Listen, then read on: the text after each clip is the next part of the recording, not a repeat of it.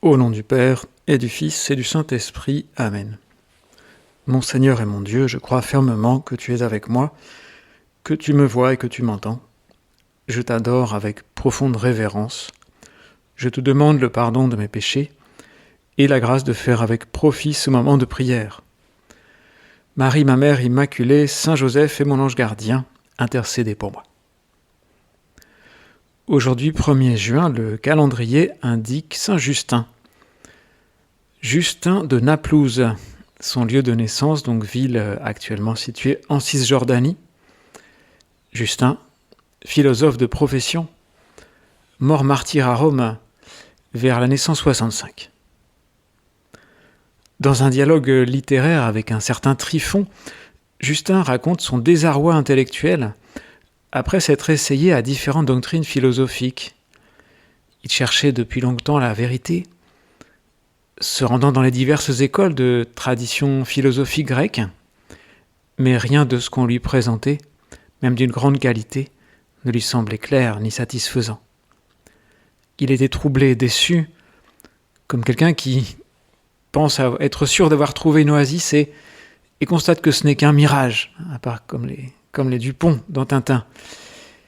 Cette disposition d'esprit, dit Saint Justin, me faisait chercher les plus profondes solitudes et fuir toute trace d'homme.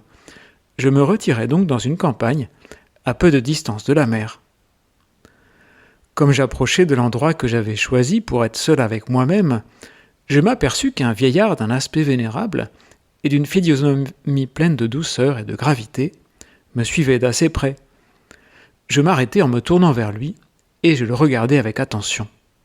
« Vous me connaissez donc, me dit-il. »« Non, lui répondis-je. »« Pourquoi donc me regarder ainsi ?»« Je m'étonne, lui répondis-je, de vous voir avec moi dans ce lieu, je m'y croyais seul. »« Je suis inquiet, dit le vieillard, de quelques-uns de mes amis. Ils sont partis pour un long voyage, je n'en ai pas de nouvelles. Je suis venu sur les bords de la mer pour tâcher de les découvrir de quelque côté. Mais vous, quel motif vous amène en ces lieux ?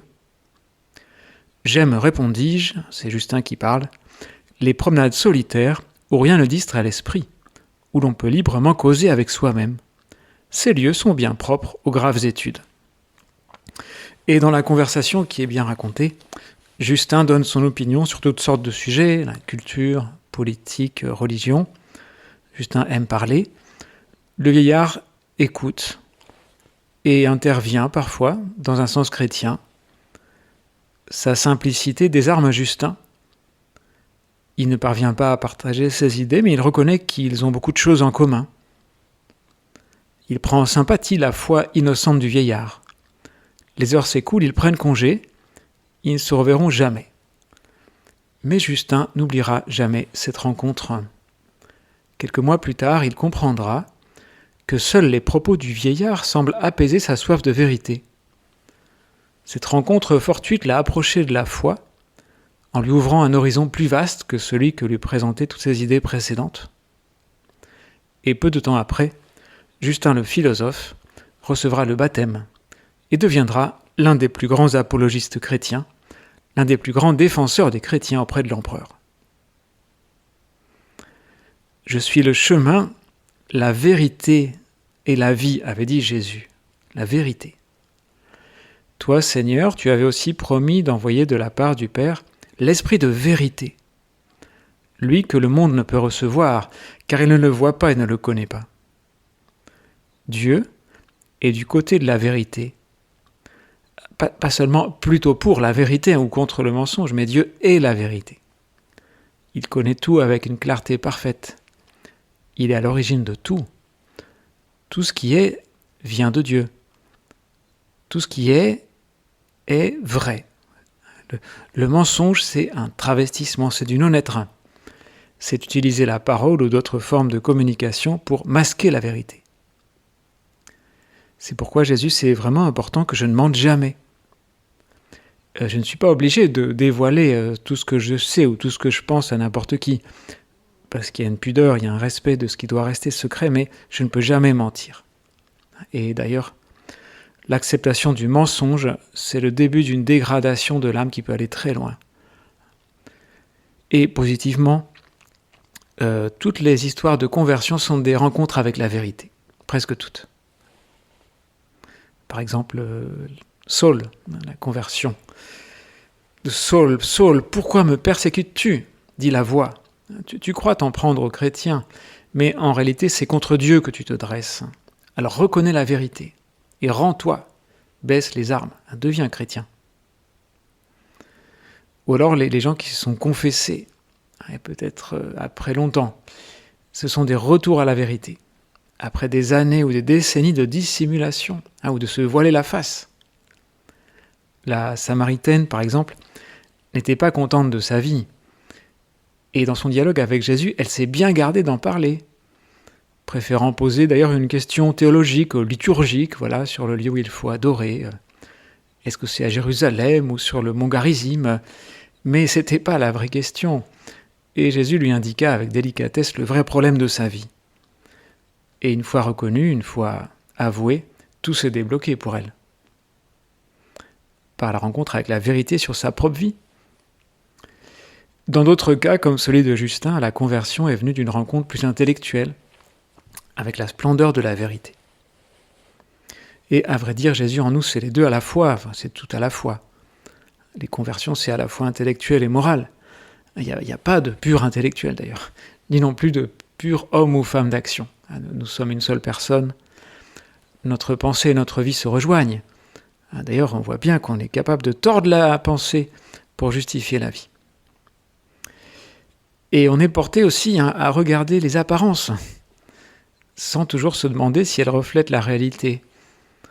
Peut-être spécialement maintenant, il y a beaucoup d'histoires qui meublent nos journées, en particulier sur Internet ou les réseaux sociaux, des stories, au décor soigné, bien filmé. On cherche des lumières de la scène, ça va m'orienter pour pouvoir montrer aux amis et followers une image de soi qui ne reflète pas toujours la vérité. Là, je cite le pape François. Le Christ, au contraire, lumière de midi, vient nous éclairer et nous rendre notre authenticité en nous libérant de tout masque. Il nous montre nettement ce que nous sommes parce qu'il nous aime tel que nous sommes.